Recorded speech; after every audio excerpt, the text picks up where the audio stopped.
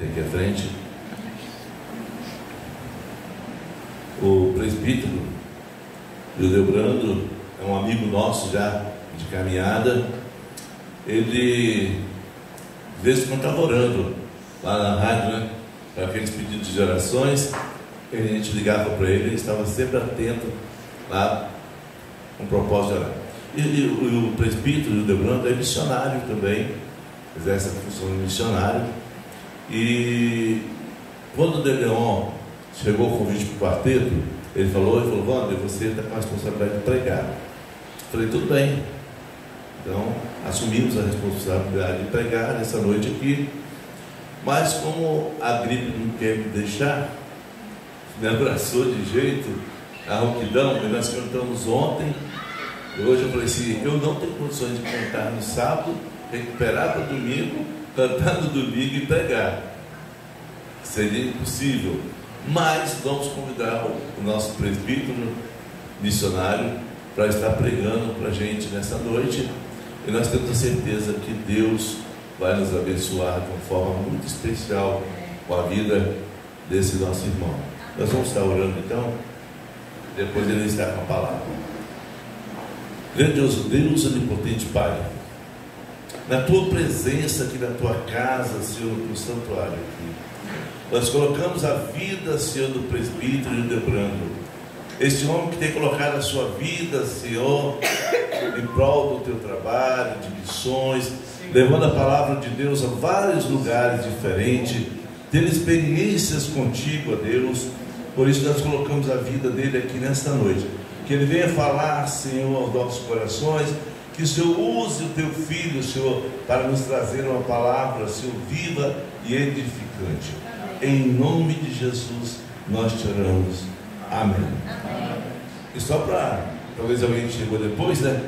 O presbítero Hildebrando é da igreja Assembleia de Deus, ali em Tabajara, Cariacica. Essa imensa oportunidade, eu quero aqui cumprimentar a todos presentes.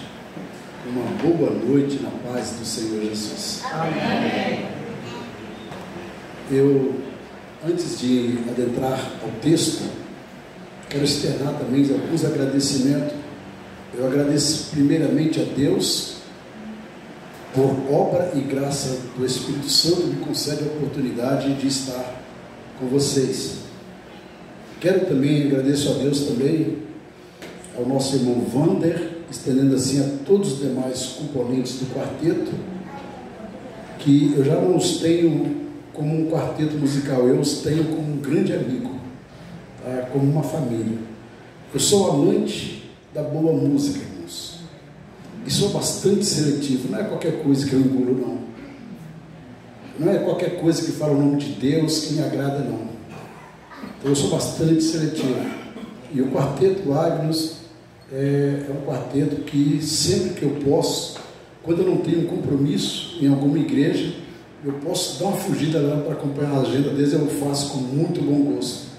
O quarteto Agnus me faz derramar lágrimas, porque eu fui criado num berço evangélico, eu sou de uma família de 12 filhos, e nós somos criados desde criancinha, e onde nós reunimos, nós tínhamos coral, banda, orquestra e quarteto.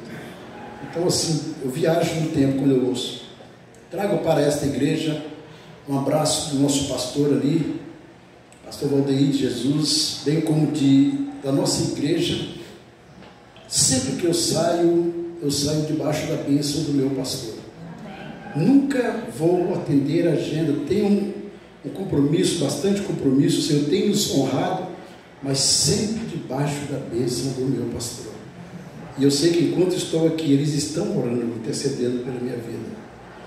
Queridos, eu sei que o tema seria um tema comemorativo de um culto de ações de graça pelos aniversariantes.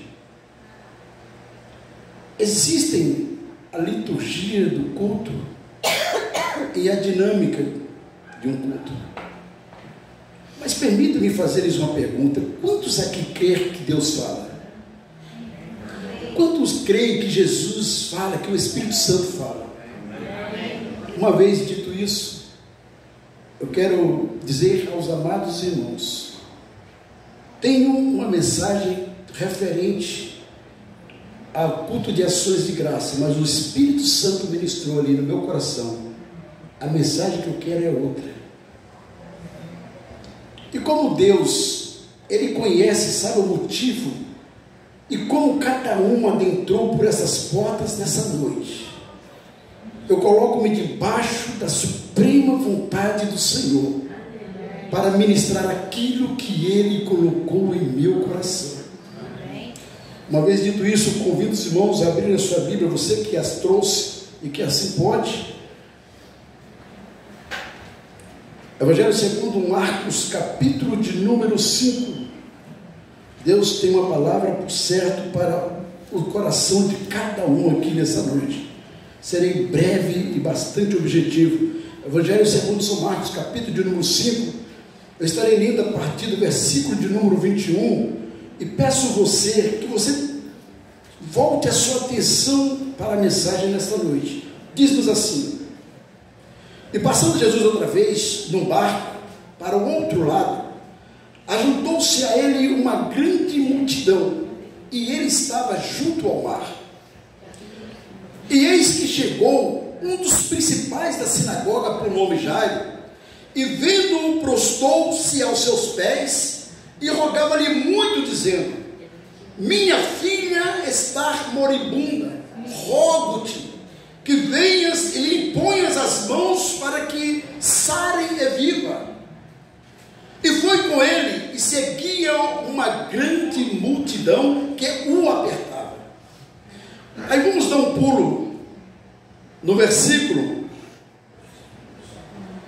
de número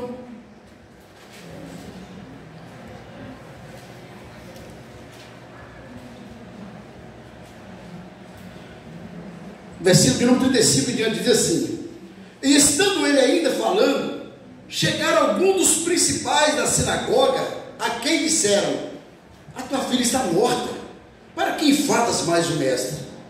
E Jesus, tendo ouvido estas palavras, disse ao principal da sinagoga: não temas, crer somente. E não permitiu que alguém o seguisse, a não ser Pedro e Tiago e João, irmão de Tiago. E tendo chegado à casa do principal da sinagoga, viu o alvoroço e os que choravam muito e pranteavam. E entrando, disse-lhes: por que vos alvoroçais e chorais?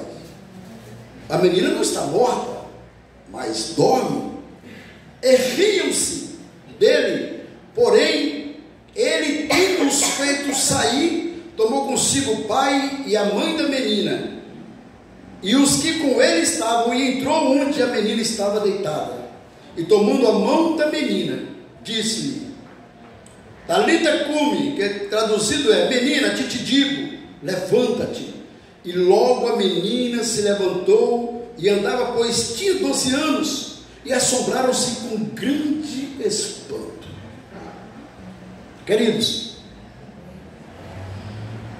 eu quero falar para vocês de um milagre que Jesus operara. Há quem acredite que o maior milagre narrado aqui foi a ressurreição da menina. A menina já havia adormecido, mas eu quero te fazer entender que o maior milagre que Jesus opera nesse texto não é a ressurreição da menina, e sim é na vida de Jairo. Você vai entender por quê. Esse episódio ele acontece em Cafarnaum. Há quem acredite que Cafarnaum era um pequeno vilarejo de pescadores, mas não eram bem assim.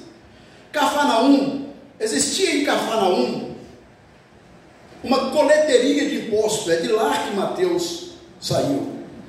Existia em Cafarnaum também um centurião. O centurião é um homem responsável que toma conta de uma comarca de 100 homens.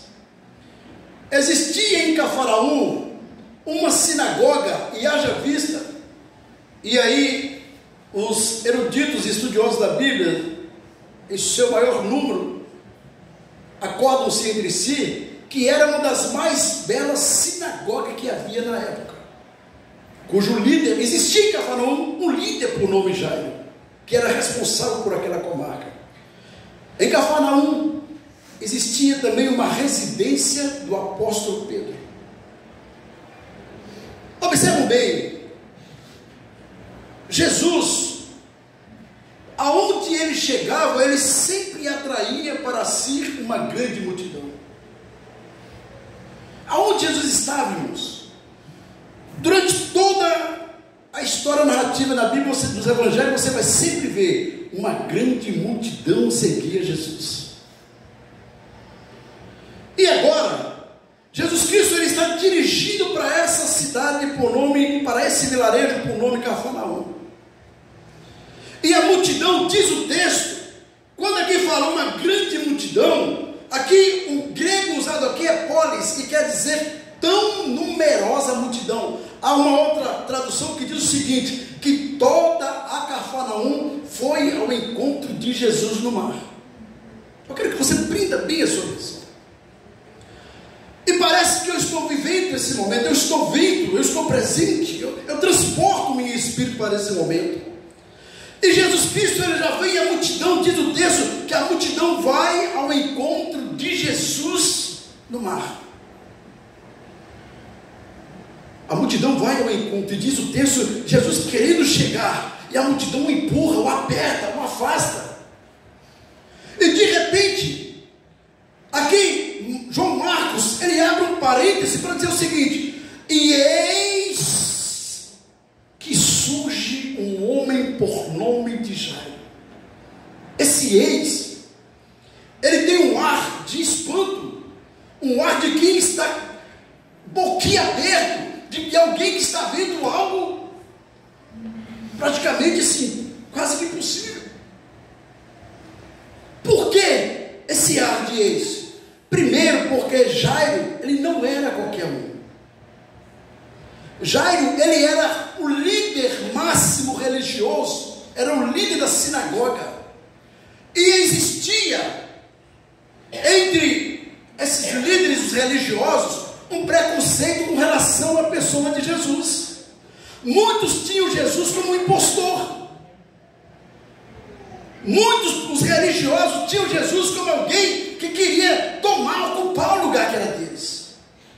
Então existia uma resistência entre os líderes religiosos. Haja vista que foi os religiosos que levou Jesus à crucificação. Então observa bem, então quando diz Jairo, ele era um homem que ele se vestia da melhor veste. Era um homem que tinha status, era um homem que tinha posição, era um homem que tinha muitos a seu serviço. Ele era o líder principal religioso de Cafarnaum. Então existia no Jairo, irmãos, para Jairo chegar até Jesus, não foi qualquer coisa não. Deus precisava trabalhar primeiro dentro de Jairo. E Jairo então, observam bem, então Jairo, quando diz o texto que ele vai até Jesus, ele diz aqui, vem correndo comigo, eu te imploro, porque a minha filha está à morte. Aqui o grego para a morte quer dizer rekstai. Rekstai quer dizer o seguinte, que a enfermidade daquela menina era uma enfermidade degenerativa. Era uma enfermidade que com o passar do tempo ela era de estágio, ela ia piorando. É como uma pessoa cometida de um câncer. Você vê uma pessoa, começa com algum sintoma, daqui a pouco vai piorando, vai piorando, vai piorando. Agora, por que Jairo, irmãos? Então, ele não foi até Jesus logo no começo. Por que ele não procurou Jesus logo quando a sua filha começou a demonstrar sintomas de febre? Por causa da sua arrogância, por causa da sua prepotência, da sua autossuficiência. Eu, um líder Jairo, vou me submeter a um impostor? Eu, um líder Jairo, eu tenho nome, eu tenho status, eu tenho posição, eu não vou. Permita-me abrir um parênteses para dizer para você, muitos milagres você deixa de viver na sua vida por causa da arrogância, por causa de achar que você é capaz de tudo, de achar que você pode tudo, que você é dono de tudo. Já dizia o salmista: quem sou eu para que te lembres de mim? Para você estar aqui hoje, ninguém, irmãos, me permita, ninguém está aqui porque é bonzinho, não. Você está aqui é porque Jesus te amou demais. E diz a palavra que foi Ele que nos escolheu e não nós que o escolhemos. Amém.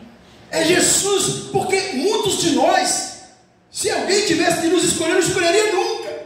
Porque para muitos, quem era você?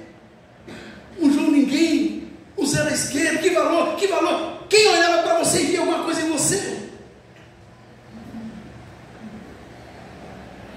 Existem pessoas que estão dentro da igreja hoje, que outrora estavam jogadas na sarjeta, nas drogas, estavam embriagados, dormindo na calçada, e que muitas vezes, muitos de nós mesmos, achando que somos santos demais, que somos crentes demais, que somos bons demais, passava largo, virava as costas. Ainda bem que Jesus não olha como eu olho, como você olha, porque Jesus ele vê, aleluia, qualidades aonde não tem. Diz a palavra que Ele escolhe as coisas que não são, para transformar ela em algo valioso. Diga para o seu irmão: você é muito valioso para Jesus. Diga para ele: você tem um valor muito especial para Jesus.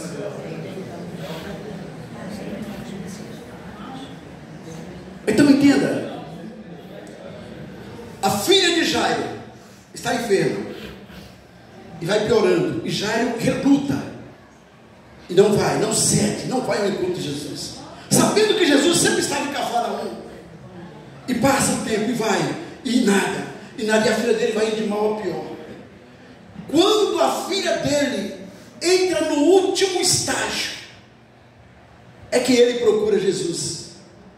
E agora, quando ele está ainda conversando com Jesus, chega um dos seus subordinados, dos seus serviçais, e diz o texto que chega e fala: irmãos, isso é lindo, porque alguém chega no ouvido de Jairo e pronuncia baixo, pípitos, fala em tom de voz baixo, diz o seguinte: para que tu me falas o mestre?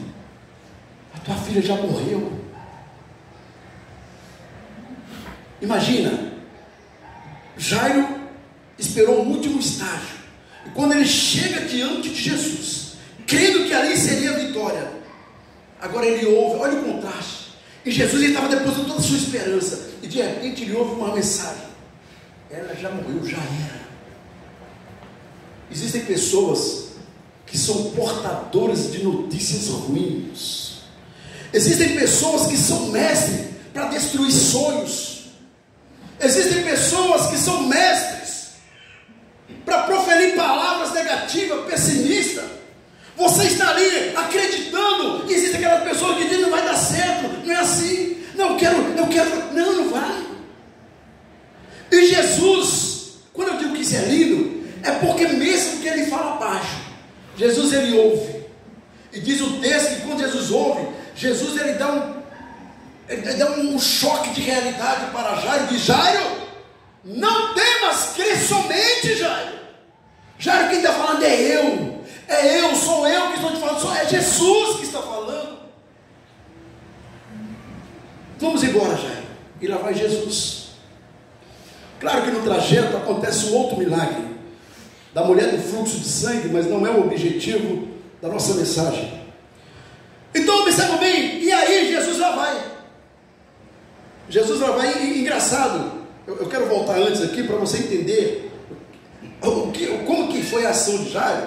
Que quando Jairo ele vai até Jesus, que a multidão observa e vê Jairo, Jairo está chegando.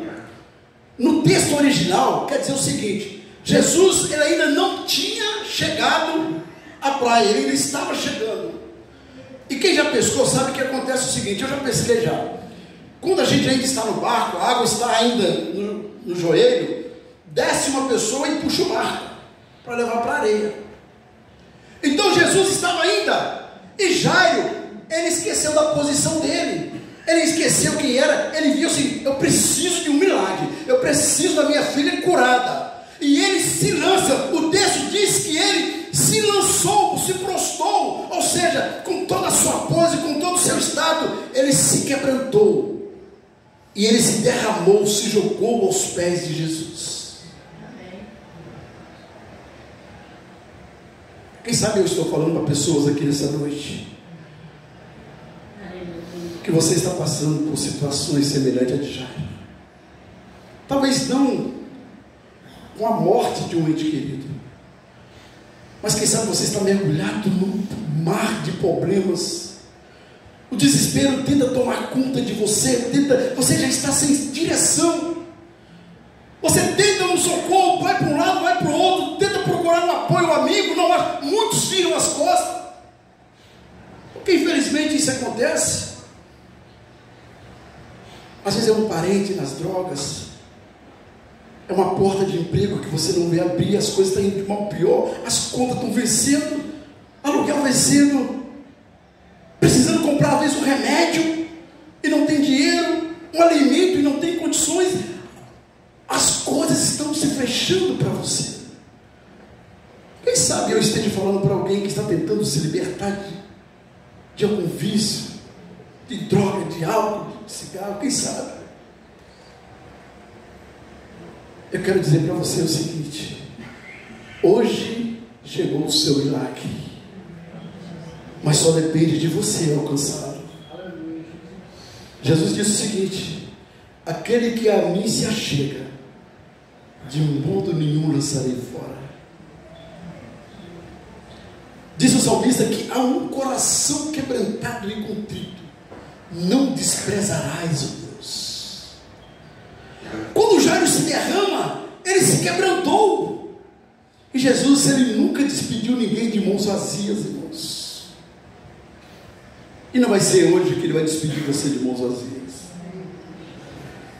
Então vai, os discípulos, Jesus chama lá Pedro, Tiago e João. Quando ele chega na casa, estava acontecendo ali um pranteio, um prantear. Pessoas estavam chorando já a morte da menina. E aqui é interessante, irmãos, vocês conhecerem isso. É costume do povo judeu, quando morre alguém, eles contratam pessoas para chorar. Eles contratam também músicos para chorar. Então, você vê o seguinte: quando Jesus chega, eles estavam pranteando e chorando, correto? Não é o que o texto diz? Mas Jesus vai e pergunta para ele: por que todo esse alvoroço? Por que vocês estão pranteando? A menina não morreu, a menina dorme. Na mesma hora, diz o texto, que eles começam a rir. Está vendo? Eram pessoas contratadas, eram artistas, estavam lá encenando um choro. E quando Jesus fala, está rindo, começa. Eu quero dizer para você o seguinte: pessoas que estavam interpretando, encenando. Jesus, com Jesus, essa coisa teatral não funciona não, irmãos. Encenação para Jesus não. Jesus, ele é do real. Ele é o real. A adoração, se não for verdadeira, não adianta. O se derramar na presença dele, se não for algo verdadeiro, não vai conseguir atrair a presença dele para você. Só vai conseguir quando você verdadeiramente se lançar, abrir, se quebrantar, se achegar a ele por inteiro, de corpo e alma. Aí você vai conseguir atrair Jesus para você. Aí Jesus chega, o que Jesus faz? Atitude de Jesus. Vocês estão rindo aí? Chama os discípulos. E aí eu acho até que quem gostava disso era Pedro. Pedrão, ele era meio, Pedro se bestasse, ia puxar uma espada, cortava a orelha e caía no braço. O Pedrão, ele era meio assim. Então, Jesus, olha o que o texto diz: mandou-os tirar para fora. estava rindo. Deixa eu falar uma coisa para você aqui. Tem horas, existem pessoas que você tem que tirar do seu ciclo de amizade. Existem pessoas que tem hora que você tem que deixar ir. Tira da sua vida, porque muitas vezes ela vai ser impedimento para você viver os sonhos de Deus na sua vida. Existem pessoas que não acreditam em você, que não apostam, não confiam em você. Existem pessoas que às vezes até andam com você, mas não está torcendo por você, está doido para ver, vou usar a expressão, a sua desgraça. Nem todo mundo que está às vezes com a gente está torcendo, quer ver o seu bem. Tem hora que nós temos que tirar de nossas vidas pessoas, por exemplo, que não participam do mesmo credo religioso. Você quer chegar a Jesus e ele quer te levar para o outro lado. Você quer vir para a igreja, ele quer te tirar para o outro lado. Você quer ir a Jesus, ele está te afastando para o outro lado. Tira essas pessoas do seu caminho, porque um milagre só aconteceu na vida de Jairo, quando Jesus mandou tirar aquela turma que estava ali. Jesus te trouxe aqui para dizer para você o seguinte: eu tenho um milagre para a sua vida, eu tenho a cura para a sua vida, eu tenho a vitória para a sua vida, eu tenho a bênção para a sua vida, aleluia!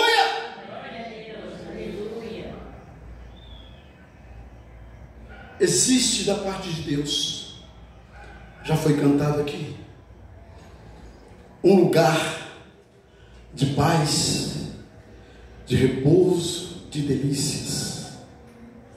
Você não precisa ficar sofrendo. Para que ficar sofrendo? Se Jesus está de braços abertos, chamando, vinde a mim. Está cansado dessa vida? Vem a mim. Está cansado desses problemas? Vinde a mim todos que estáis cansados e oprimidos, e eu vos aliviarei. Essa é a palavra que o Senhor colocou em nosso coração. Amém. E quero aproveitar ainda o culto, que é um culto de ações de graça, pelos aniversariantes, julho, agosto, setembro.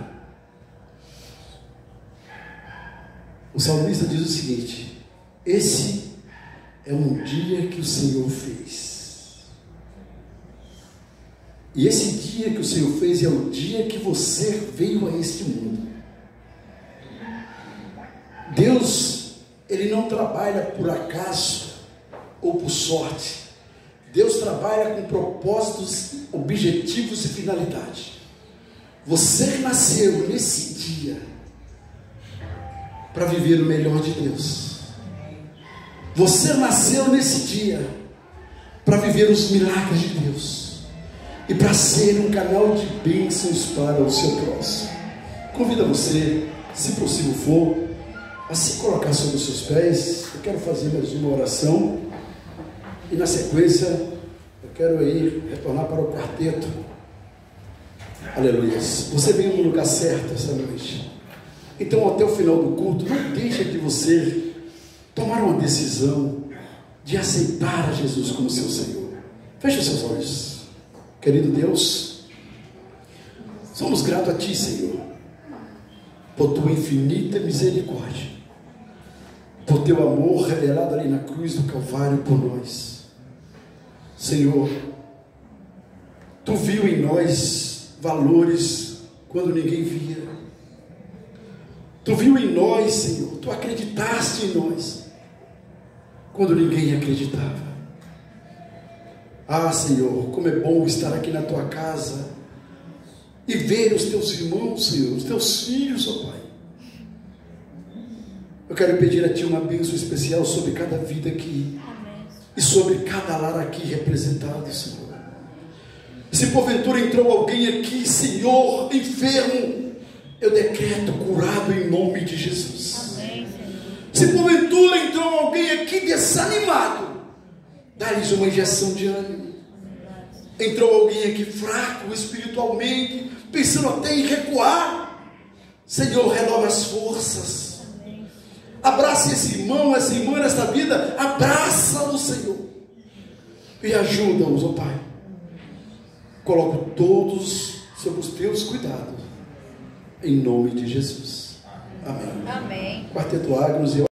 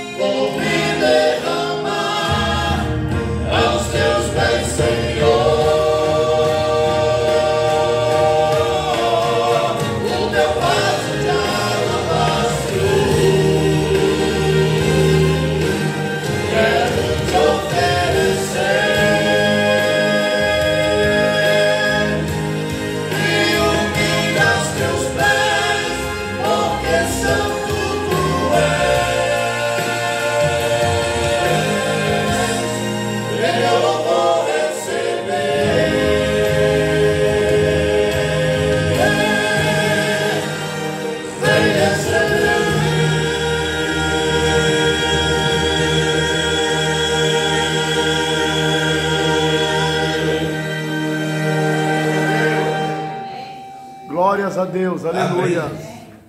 Saudamos a amada igreja com a paz do Senhor Jesus Cristo. Amém. Somos um povo feliz, né? Amém. E a alegria nos faz vir até a casa do Senhor, onde nós podemos adorar,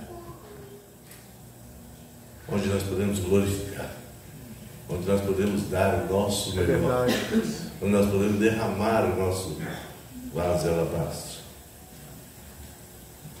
em um culto de louvor a Deus.